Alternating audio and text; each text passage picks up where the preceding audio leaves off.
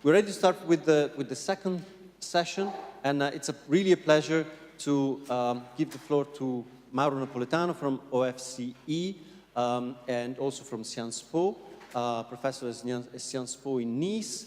Mauro is leading a number of tasks in the Dolphins project. He's been working, among other things, on the topic of financial stability and network and macroeconomic models in multi-agent based settings. So it's really the right person to moderate this session. Mauro, the floor is yours. Thank you very much, Stefano, also for organizing this, for the second time, this wonderful conference. So this session will present research aimed at assessing financial stability policies in macroeconomic models. The session has two goals, I will say. The first is to present analysis of financial stability issues from a perspective which is different from the one used by standard approaches.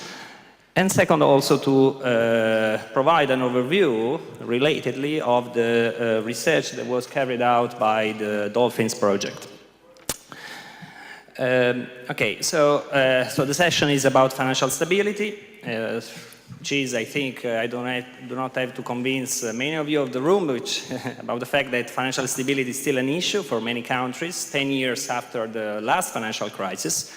Here you have two pictures, one taken from The Economist, the other one from the Financial Times, about, problems in the banking sector in Italy, the first on the left, and in Spain. But these are just two instances, okay, of the problems that could arise again in the next years in the banking sector and more broadly also in the financial sector. Now, financial stability is still an issue. And yes, it has been analyzed also following the crisis by many contributions, empirical but also theoreticals, and the approaches that we can call standard approaches to the analysis of financial stability. They also feature some, relate this to macroeconomic analysis.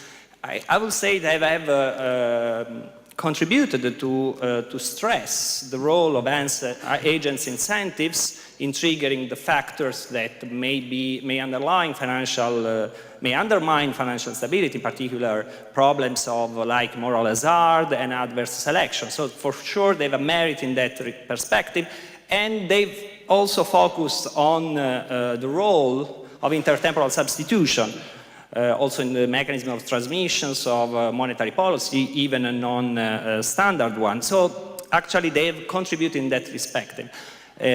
Still, I think my view, and actually also that what we try now to advance in this session, is that, however, these approaches also leave out of the picture many features that are that play the major role in financial crisis. One of these, so you find some of these ingredients listed there. So one is for sure agents' heterogeneity. Typically, standard approaches rely on representative agent models. Now you have some advances in that respect. You have models that feature two agents, okay, or some heterogeneous agents, but then by heterogeneity usually is not very pervasive, is not very large. And however, agents' heterogeneity is essential to analyze credit relationships that can also be nested and quite complex. So you need some agents' heterogeneity. Moreover, another feature which is important is also to introduce networks of agents' interaction. Why having a network is important? Well, because externalities are at the core of any mechanism of financial contagion. Okay? Now, also traditional approaches have mentioned the role of externalities, but the problem is that these externalities do not travel in a vacuum. Okay? Externalities travel via conduits represented by the interaction, by the financial and also non-financial relations among economic agents. Therefore, it follows that the structures of those interactions matters for the for the transmission of externalities, and therefore for mechanism of contagion, and therefore also for the generation of financial crisis. But in the end, besides these two ingredients, so heterogeneity and interaction, they will be all present in the theoretical models that we be discussed in this session. I think there is also another important element that is the fact one needs to put all these ingredients in a framework that then is able to endogenously generate crisis. Now, traditional approaches typically rely on models where you have at least one equilibrium, which is typically stable, so the economy is able to return to that equilibrium after a shock, or you can have multiple equilibria, okay, in some of these models, but typically these approaches are not able to analyze how the transition, okay, from one equilibrium to the other. So probably one needs, in order to address financial stability and instability, which is indeed endogenously generated. Lehman Brothers was not shocked by some exogenous aggregate shock. It was a failure, and also all the last financial crisis was basically generated endogenously by the system. So one needs models where the system is able to generate at the same time phases of growth, okay, in of expansion of credit, and switches to phases of deleveraging, and therefore also of crisis. So, and I think the models that will be presented embeds strongly that feature. Now, well, this is essential, okay, I will say now, having models where you have agents, heterogeneity, interactions that are able to dynamically generate endogenously both financial crisis as well as stability. I think now, besides this, it's essential for two reasons. One is already, highlighting new mechanisms, okay? And also shed more light on the mechanisms that have been already emphasized about and that played a fundamental role in favoring or undermining financial stability. But there is also another reason. I think the other contribution that can come from these alternative approaches is also about policies. That is, policies like non-standard monetary policy or macroprudential regulation can probably, I mean, the analysis of these policies in those alternative frameworks can also bring new insights, okay, about these policies with respect to the one that were obtained in more standard approaches. So, so this is for the background of the question, of the session. Now, I've also prepared some questions that will help the speakers, okay, to guide the discussion, the presentations of the speakers, and also the overall discussion during this session. So the first question is precisely for the speakers, I mean, what are the key mechanisms, key insights about the mechanisms favoring financial stability or affecting the finance growth relationship that arise of your analysis that, according to you, are not present in more standard approaches? Actually, this is a question for all the speakers. The second one is about policies. As I said, what do your work tell more about policies that traditional approaches do not tell? And also relatedly then, especially for Daniele, do you think that is there an optimal level for the size of the financial sector? And also then for Chiara, that will present a contribution, empirical analysis of quantitative easing. Also, can the QE alter bank firm lending level and stimulate the real economy? There's been big debate about that. So, okay, so I'll stop here. So about the questions, and we can come back to them later. So I suggest that we now start, so I give the floor to the speakers, and then we start in the following order. So we shall have first the presentation by Daniele Giacchini, okay, who is a postdoc at the Sant'Anna School of Advanced Studies, one of the big players, I'd say, in the Dolphins project. And he will present a paper about the finance growth relationship and how it can affect the innovation, in particular the trade-off between exploration and exploitation, which is inherent all innovative process, all technical change process. So please, the floor is yours. You have 10 minutes. Thank you very much, Mauro. So good morning to everyone. Well, basically in this contribution we are studying the relation between finance and growth, taking a special care about innovation. Why that? Because basically standard theoretical contribution on the topic just want to explain how finance can affect growth in terms of information asymmetry and market friction. And that basically disregard the way in which innovation is carried out. And we know that the innovation process is characterized by uncertainty, trial and error processes, boundary rationality, which are features that usually you don't find in standard model in which you have rational expectation and whatsoever. So basically, in this paper, we introduce a banking sector in the Fajoli-Ndosi agent-based model of endogenous growth and investigate how finance affects growth via innovation and diffusion. Okay, so basically, let me briefly sketch the feature of the model. So you have firms performing one of the following activities: production, imitation, and innovation, which just means exploration of new techniques. Imitation and innovation are costly activity. However, while imitation, it's certain, the costs are certain. You already know where you will be and how cost to be there. Innovation is uncertain, so you don't know how much you will spend for it and if you will get to the end of the project. Indeed, an innovative project can fail, while an imitation project cannot. And in the model, there are banks that provide loans to firms in order to imitate or innovate, respecting just a minimal capital requirement. And notice that this is just the base case scenario for banking activity, because it only supports credit-constrained firms. It does not let's say, speculation. And these are basically the results. So first of all, we studied how the model works with the banking sector and without. And we see that, as expected, more or less, with the banking sector, the economy works better. So growth is positively affected by the presence of a banking sector in the economy. However, the most interesting result is this one.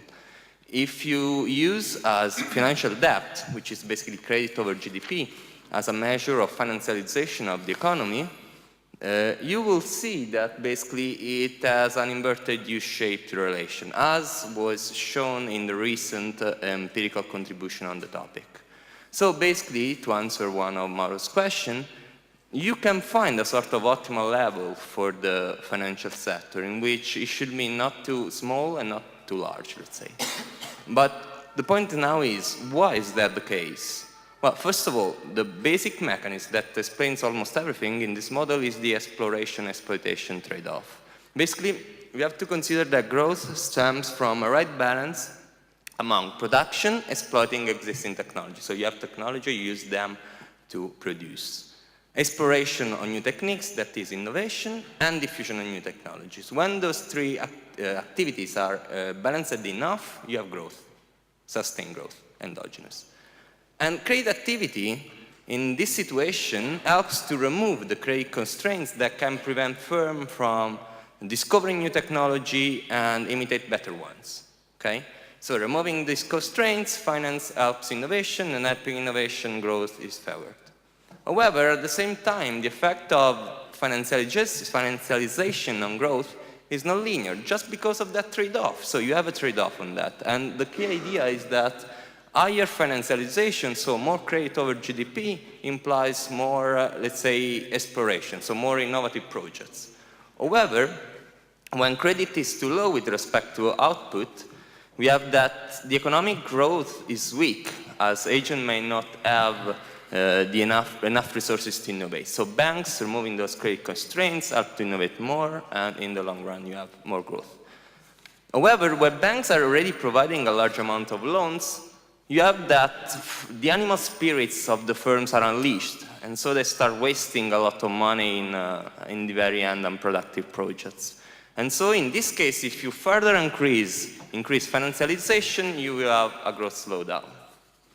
Here we did some very simple policy experiments, so we tried to change the minimum capital requirement of banks, and we see that actually the nexus, so the relation between finance and growth, improves as the minimum capital requirement increases, just because of the fact that if banks are more safe, then you have less waste of resources in, let's say, failed exploration.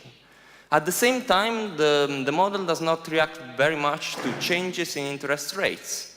Why? Because basically, innovation choices do not depend upon the interest rate. So, you know, as Steve Jobs used to say, stay foolish, stay hungry, which just means you have to be enough, let's say, boundary rational to be an innovator. So there's my take-home message. First of all, removing credit constraints, finance can support innovation and in turn promote growth. However, a level of incentivization, that is credit, support too much exploration, leading to an unsuccessful exploration and in turn lower growth. The fundamental underlying mechanism that we need to understand this inverted U-shaped relation, so the possible presence of an optimal level for the financial sector, is the trade-off between exploring new technology and exploiting our existing one. In a dynamical setting, I would say, in which basically once you find a solution for this thing, you have growth, a right balance, let's say. At the same time, increasing the minimum capital constraint can allow for higher growth, as it decreases the risk of finance too much unsuccessful explorations. And the innovative activities do not depend upon interest policy, so that the economy can be rather insensitive to that. And that's all. Thank you. Thank you very much, Daniele. Just a small, maybe I listed all questions. Now, I think the first two questions are quite general, and maybe they requires more discussion, so I would like to come back to these now. Feel free, of course, to answer to them, but I would like them to come back to this during the discussion, okay? While maybe the 3 and 4 are more specific to some particular presentation. So let me now, give the floor to the next speaker, who is Mattia Guerini, who is postdoc also at the Wave State Sciences Po, so close collaborator of mine. So it's a great pleasure to introduce him. So now, I think the model you're presenting, Mattia, actually, so it's about balance sheet policies analyzed using an agent-based framework. So balance sheet policies of the central bank, okay, have been, of course, analyzed also in more traditional approaches, so it would be nice to see how results change when using a different framework. But I think also your model has an interesting perspective. I think, if I'm not mistaken, that your model also is able to analyze jointly both the consequences of those policies for the short term as well as the long term, which is something that is typically not present in more standard model. So I give the floor to you. You have 10 minutes, okay, from now. Thank you for the introduction, Mauro, and for the very nice question, and also to the organization for having me. And I'm going to reply mostly to what has been the question that have been asked to Mauro. And to do so, we use this model that have been developed, since 2010 in a joint venture between the Sant'Anna School of Advanced Study and Sciences Po. And as you can see, this is a quite medium-large economic agent-based models, which of course contains all the features which have been discussed by Mauro, so heterogeneity, direct interaction between economic agents, and endogenous generation of crises. And the other feature also, as Mauro has already introduced, is the fact that it can account both for short-term dynamics and for long-term dynamics of a macrofinance system. And today I'm going to focus mostly on the left side, so on the microfinancial sector. And as you can see, the model contains several sectors. In particular, the model have a workforce, so households which work either for capital good firms or for consumption good firms. And the relation between the two sectors is mainly because of innovation, which happens at the capital goods sector. And the capital goods sector firms sells the machine to the consumption good firm, which then uses as their input for producing the final good. And then there is a relation between the real sector and the finance, because the consumption good firm, in order to invest into new machineries and therefore to generate higher level technologies, they need credit. And where they can find the credit, of course, they can find it at the banking sector.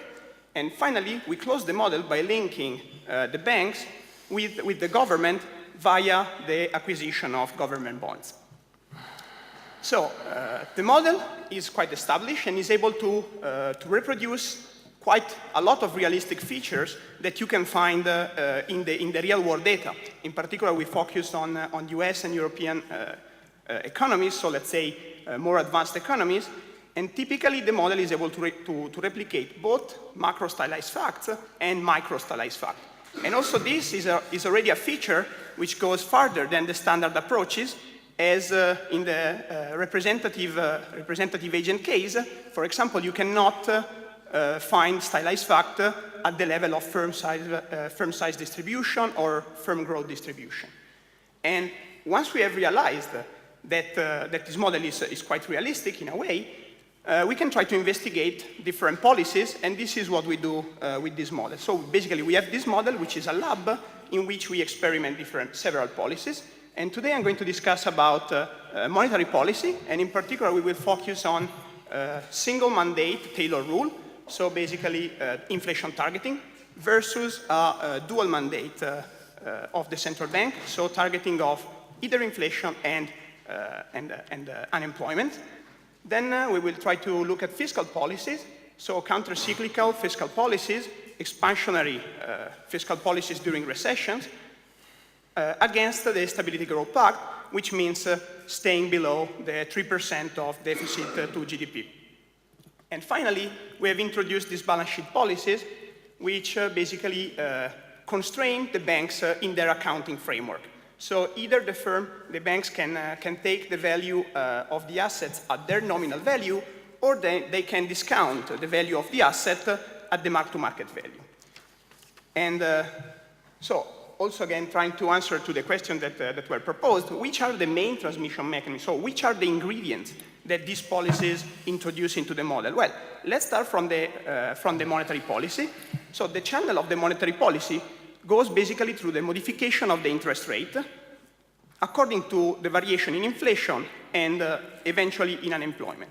So when you have only a single mandate, the idea is that the central bank introduces negative feedback when the economy eats up. In particular, when inflation starts to grow, the central bank increases the cost of borrowing, avoiding to fuel debt fuel consumption, and therefore avoids to boost inflation to even higher levels.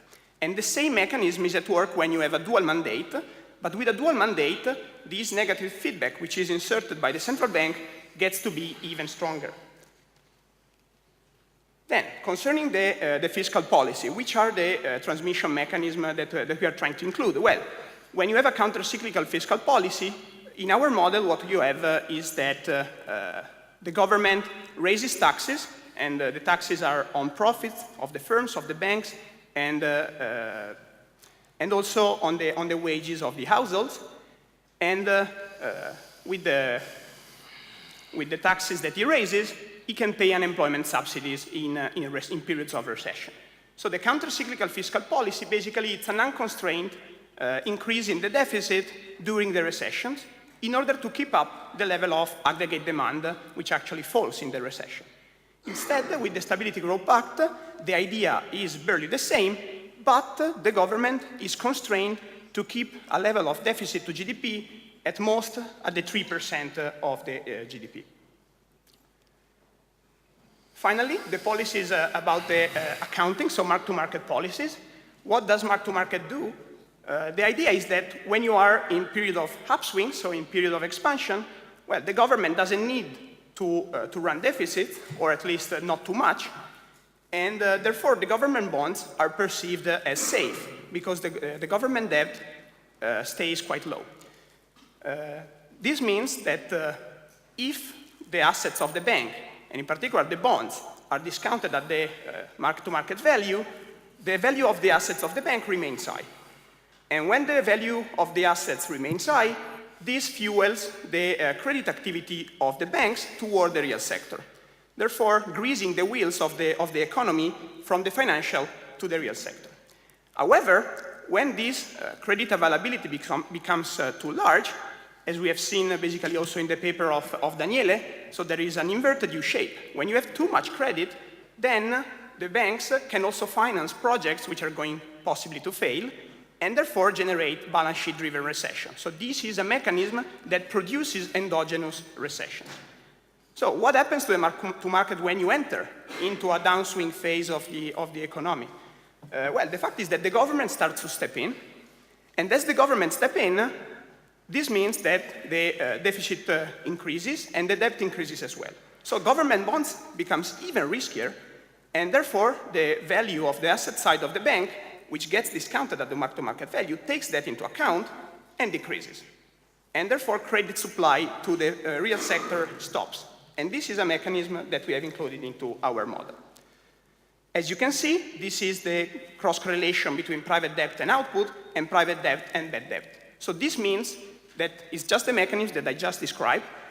It's the positive feedback that goes from private debt to output and from private debt to bad debt. So what are the main results about the policy that I've just explained to you and that contain the mechanism that I just explained to you? Well, in this table, when you observe values in the rows related to the mean, when you observe values higher than 1, it means that the first policy is actually better than the second one. When you instead observe values lower than 1, it means that the second policy outperforms the first. Concerning the monetary policy, you can see that single mandate and dual mandate alone cannot make too much of a difference.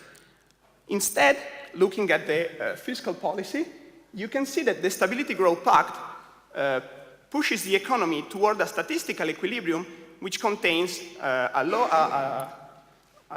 low growth and low consumption and lower investment and higher unemployment, which is actually 4 times higher with respect to the baseline case with the counter-cyclical fiscal policy.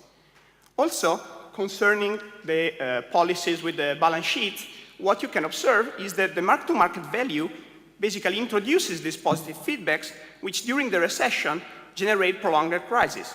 And this can be observed also at the value of long-term effects.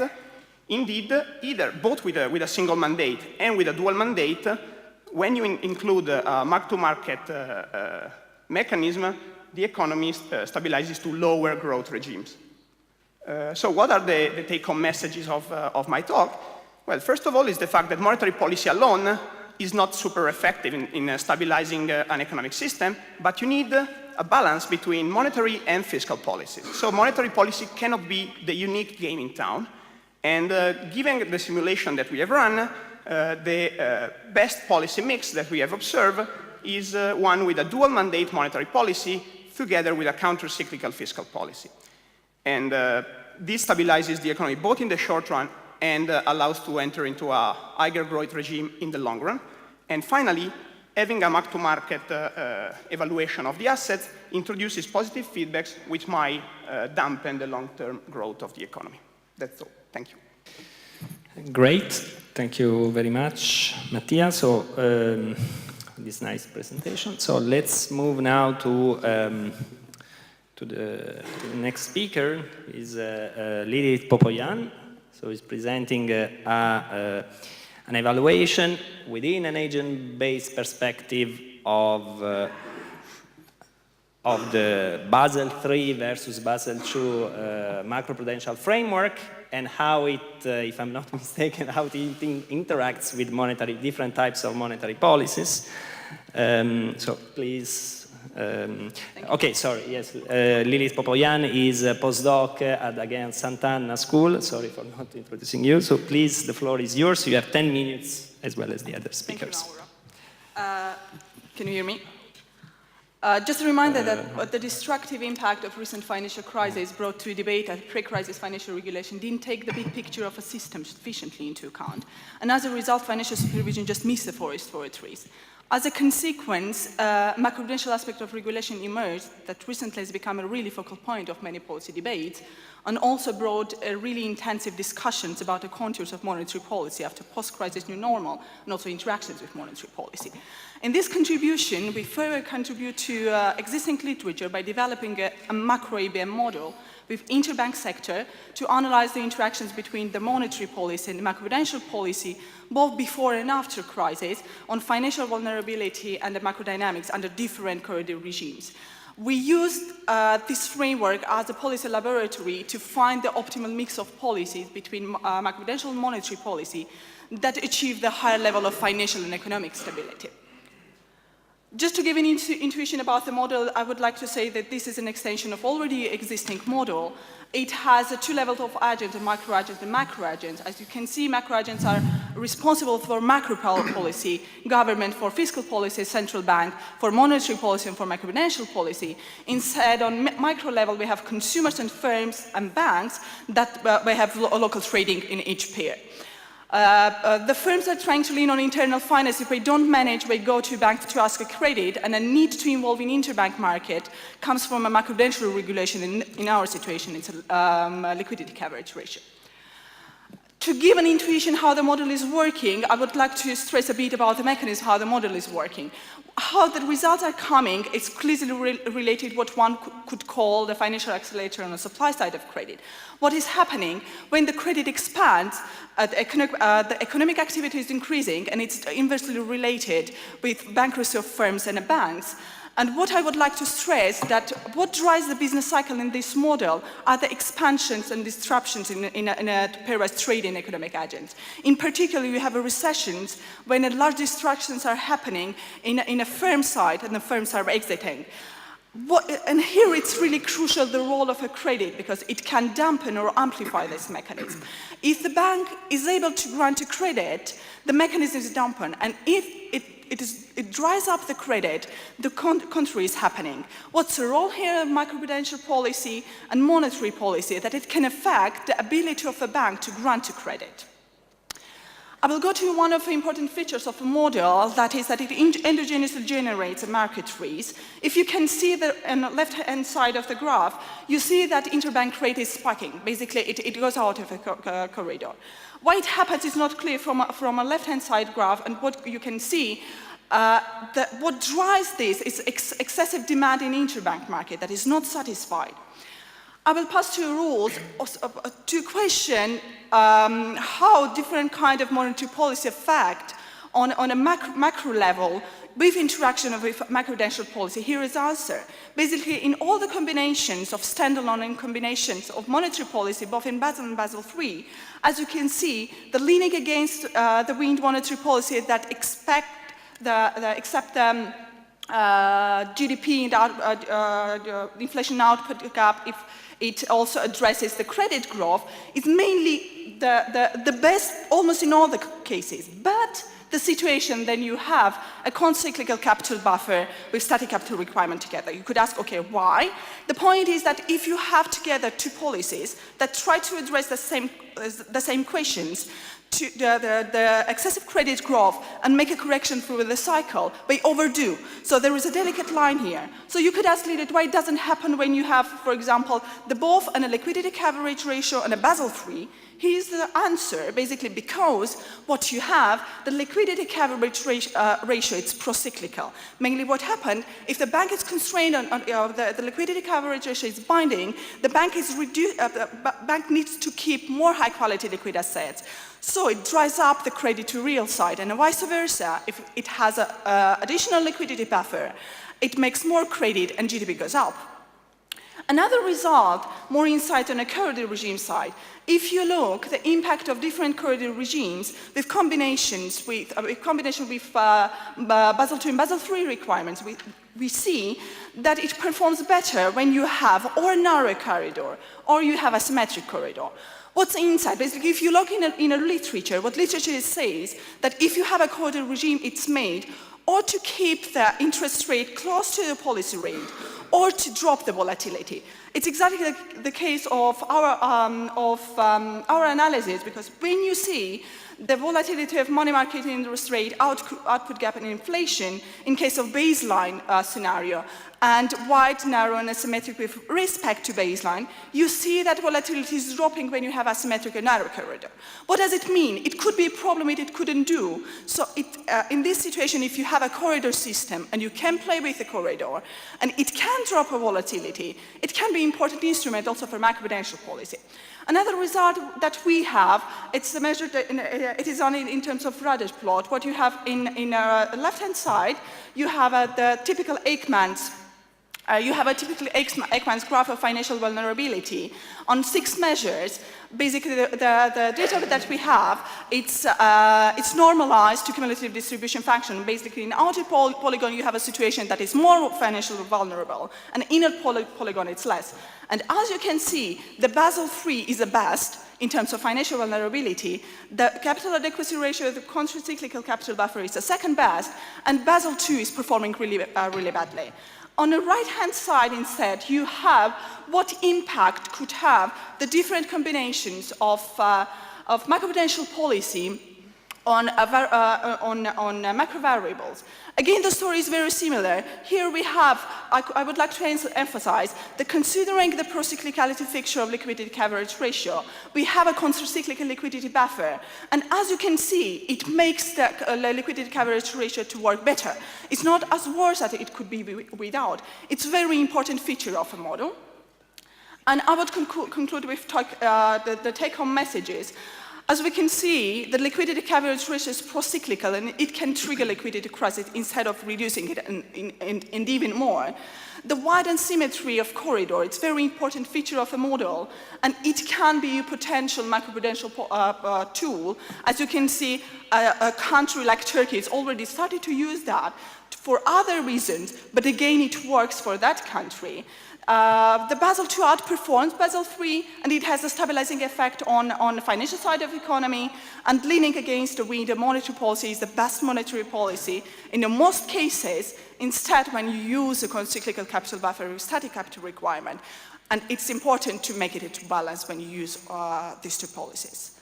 I thank you for your attention, and it's all from my side. Great, thank you very much, Lilith. So we now move to the last presentation, okay, which is the only empirical presentation of the session by Chiara Perillo, who's a PhD student at the University of Zurich. So please, you have 10 minutes. Thank you, Mauro. I would like to address the question posed by Mauro by referring to the main ideas behind the working paper on real implication of quantitative easing in the euro area, on which I'm currently working with Professor Stefano Battiston. Let me start by talking about some insights coming from the global financial crisis, which are also the motivation of our work and also the answer to the first question posed by Mauro in the beginning. And in particular, first, intrafinancial interconnectedness is nowadays widely recognized as one of the key elements of potential financial instability or systemic risk.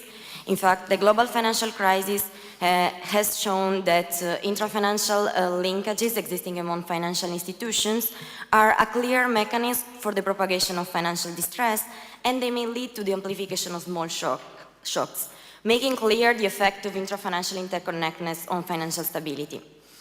Second, the global financial crisis has questioned the adequacy of traditional tools, both in predicting and explaining periods of financial distress, as well as the adequacy of the policy response.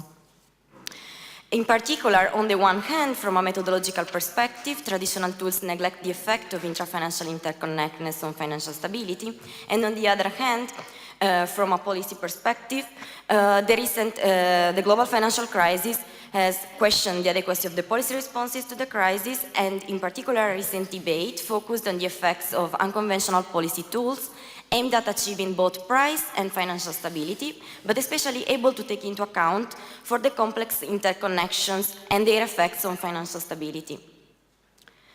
Among these unconventional policy tools, quantitative easing has been recently implemented by the European Central Bank in an attempt to address the risk of a too long period of low inflation.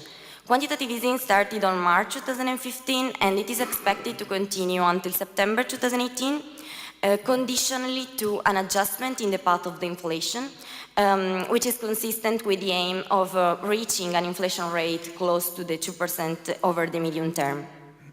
Quantitative easing consists of large-scale asset purchases of public and private securities, such as corporate or sovereign bonds and asset-backed securities, by the Eurosystem from the banking system on the secondary market. And until now, the asset purchases carried out until now amount more or less to 2 trillion euros. These large-scale asset purchases increase the price of the purchased bonds and imply an injection of money into the banking system. As a consequence, a wide range of interest rate falls and loans become cheaper. Therefore,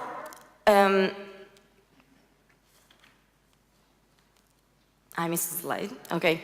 Therefore, on the credit demand side, firms and households may be able to borrow more and spend less to repay their debts. And on the credit supply side, the provision of liquidity into the banking system may stimulate the bank lending activity.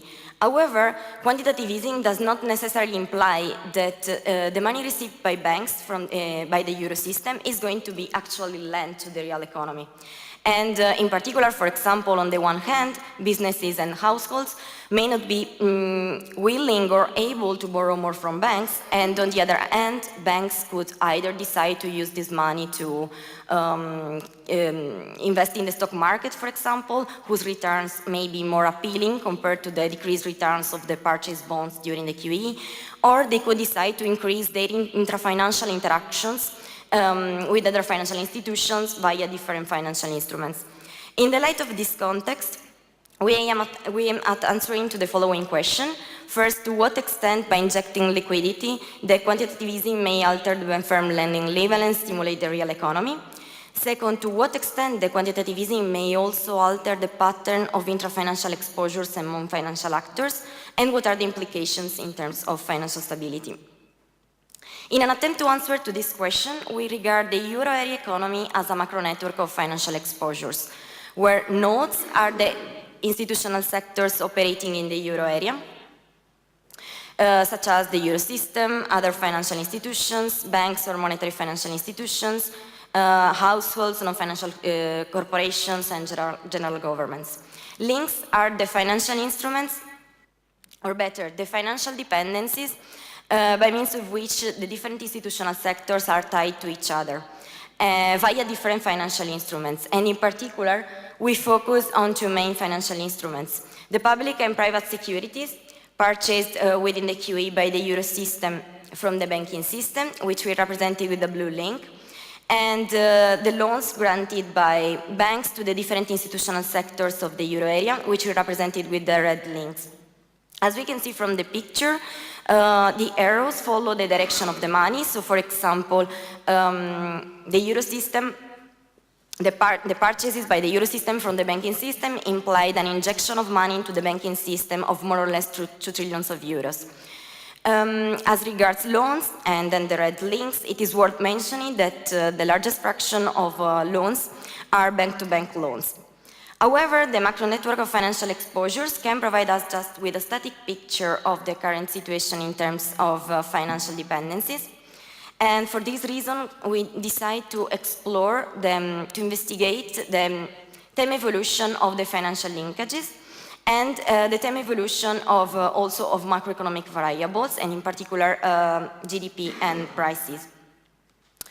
So this picture represents the time evolution of loans granted by banks to the different institutional sectors of the euro area from the first quarter of 2003 until the third quarter of 2017.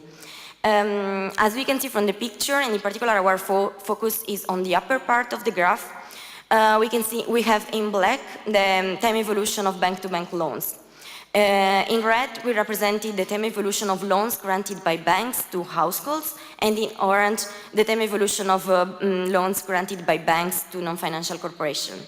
The vertical line represents the starting point of quantitative easing.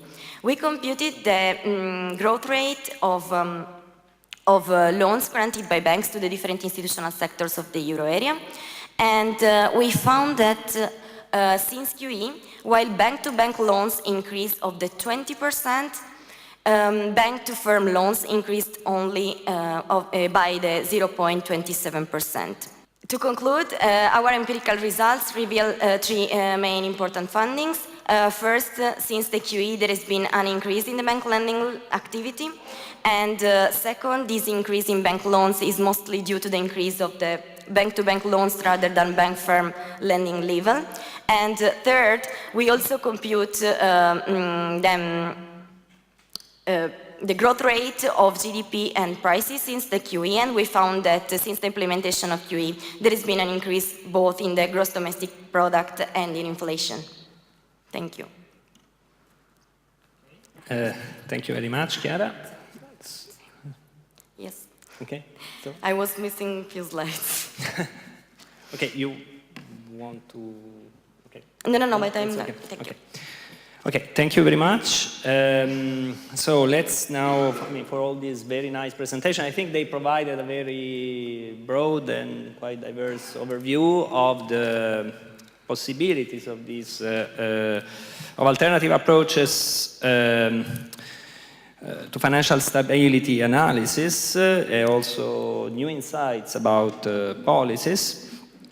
Okay, now let's move to the question and answer, so we can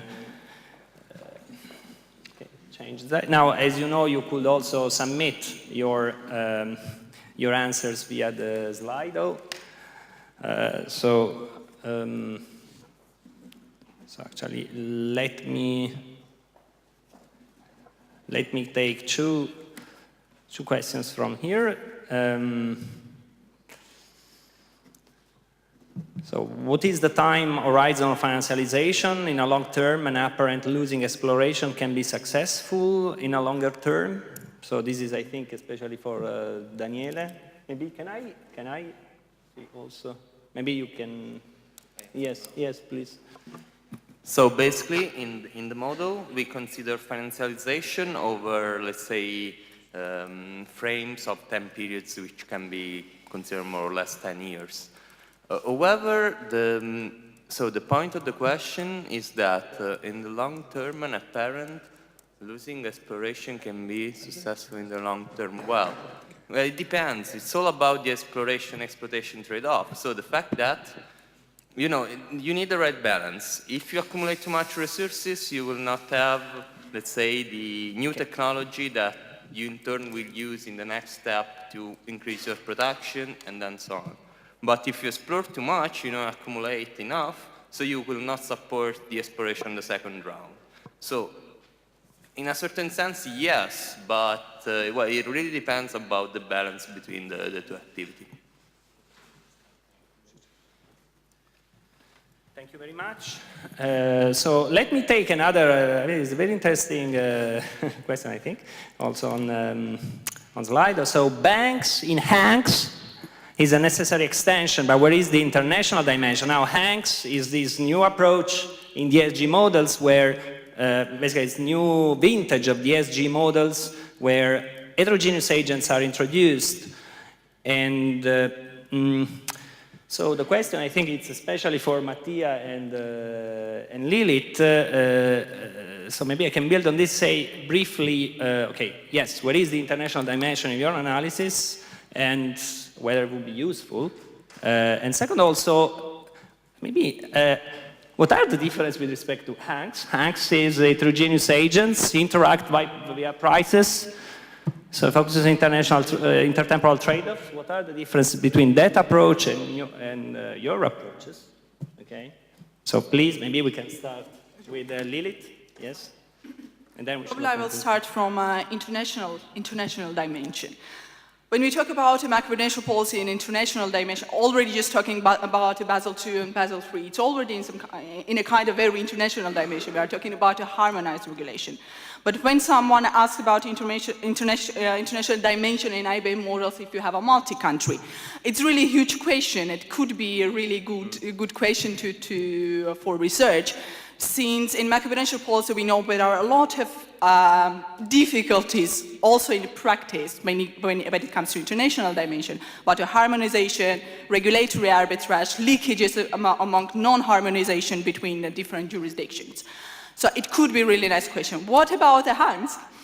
Basically, okay, to compare, if we consider macroprudential policy as as its core objective to address the systemic risk and do the management of a crisis considering the systemic risk. And we know that many of the people like Stefano Battistone, Andy Haldane, or Asimoglu talked about endogenous dimension of systemic risk. Already when we talk about endogeneity of systemic risk, and we know already these hyper new DHG models, we completely neglect the interaction even by have few agents, even by have even more. It's two less interactions to get this endogeneity inside it. So what we have, one of the strengths of this kind of approach, that it's completely contained in a modeling approach. It has more flexibility, more close to reality to design the policy in a way how it works in reality. That could be probably my answer. Okay. Thank you. Thank you very much. Mattia, you want to add something on both international dimensions? In terms of the Briefly. international trade and international finance, I should say that I have to agree with Lilith. I mean, it's a very important question that at the moment, I mean, with this model, of course, is not addressed, but it's something that can be included, of course, into this model, adding another layer of interaction. And concerning actually the Hank and what are the differences between agent-based model and Hank models, well, it's not that Hank models do not have interaction, they actually have it, but the interaction happens only via prices. So the agents which get information about the prices, and according to the information they get about the prices, they take their own decision. Instead, into agent-based model, the interaction is also with quantities, and typically, while with Hank, you might have solutions, and typically, I don't know, either a stable equilibrium or a multiple equilibria case, these solutions are typically internal, while instead with agent-based model, what you observe is that sometimes that, most of the time, that constraints matter, and therefore also corner solutions happen to be into the game. And most of all, agent-based model, and in particular the model that we are presenting today, allow you to explain how you do move from one equilibrium or one statistical equilibrium to the other, rather than focusing on the final state of the system. Okay, thank you very much, Mattia. So let's take 2 questions from the floor. If there is any.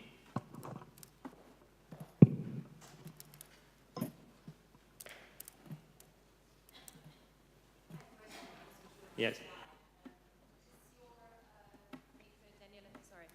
Does your paper assume that innovation only occurs when there's money to spend on it? When there is... When there is money to spend and there's resources to allocate to innovation? Well, Maybe we collect another question from the floor. And yes, there is Irene. So this will be for Daniela. The first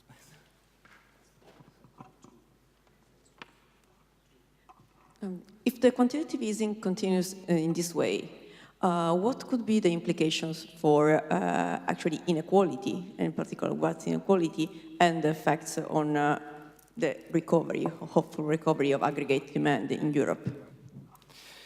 Okay, I think this is clearly for Chiara. So, okay, please, Daniela, Yes. and then Chiara answers. So first of all, let me make a point clear. So firms in our model basically have to make their decision about imitation and innovation based on their, first of all, their, let's say, internal capital. So they will accumulate resources. If they have enough resources, they go and innovate or imitate.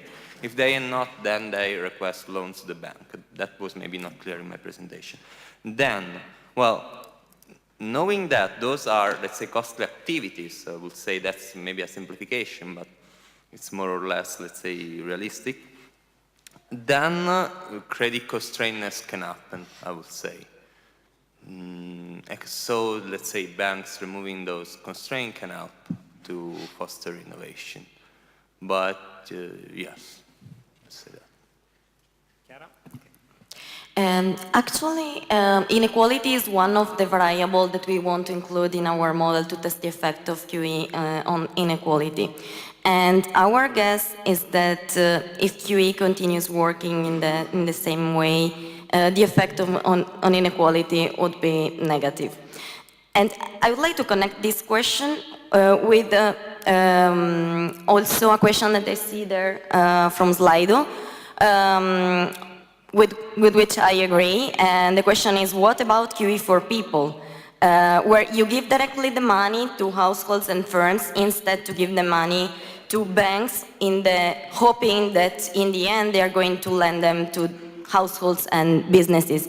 And probably with this other option, also the effects on inequality would be lower. However, we still don't have numbers to can say what is the exact effect until now on the level of inequality. Thank you. Okay. Thank you very much. So thank you again for replying. And okay, now it's the wrap-up take-home message. So okay, let's, 1 minute. Okay, let's start from the order of presentation. Yes, Daniele, and then Mattia, Lilith, and Chiara. So in 1 minute, given what was said, your presentation, the questions, the answer, your answer, what is the take-home message out of your intervention? And I would say, what do your models, analysis tell us more that other types of contributions, traditional one, even stock flow consistent, do not tell? Okay, what is the new insights? Okay, so basically from my paper, what you get is that the key elements to understand, to study the finance growth nexus are how the innovation process is carried out, and the very big difference is that when you want to speak about innovation, you have to consider that involves the boundary rationality, trial and error processes, uncertainty, let's say substantial uncertainty. You don't know what will be the outcome of your R&D activity, how much it will cost, whatever, in advance. So there is no way to forecast it precisely. It's not risk, it's uncertainty. And in the end, the very basic mechanism is the exploration-exploitation trade-off. That's it. Okay. Yeah. Yes, in general, I would say that I will talk about, why these models are important, and the fact is that these models allow you to understand realistic features, which are the emergence of possible positive or negative feedbacks. And with this model, you can study actually when these positive feedbacks emerge, and these positive feedbacks might be either positive for the economy, but also negative. And the idea is that by using these models, which we have analyzed today, is one way of fully grasping which are the mechanisms at work and which are the policies that allow you to insert into the economic system the negative feedbacks that allow to dampen the possible aggravating effects that naturally arise in an economic system. Thank you. Thank you. The take on. Lilith? What about me? I would say that to evaluate all the research about a macroprudential monetary policy, I would still consider it very embryonic stage, and there is a great contribution of ABM models in this sense, both on a design and a result side. What about connected to my research? I would say that even if the new requirements will work pretty good, but still some of them are backward-looking. We need more forward-looking management of tools, like we have a countercyclical capital buffer, and as we saw, the liquidity coverage ratio, still it's not doing so well as it could. On the other side, all the stage is not covered. There are some other instruments that we could look to have more insight and more corrections, like on volatility of interest rate, that is important from a financial stability point of view. And about the coordination of macroprudential monetary policy. Monetary policy and macroprudential policy could work together really in a nice way, but still a coordination and a cautiousness how you use both of these policies are very important, how to equilibrate. Thank you. Thank you very much. Thank you very much. Chiara? From our paper, we had two main important findings. The first one is that since QE, there's been an increase in the bank lending activity. And the second one is that most of these loans are addressed to banks, and then bank-to-bank loans with potential implication for financial stability. So my take-home message is that it's really important to take into account in macroeconomic models, but also in designing policies, also the potential effect of complex interconnections on financial stability. Okay, excellent. So please please join me in thanking the speakers, okay, for the interventions, and also you for participating to this very interesting session. Okay, thank you.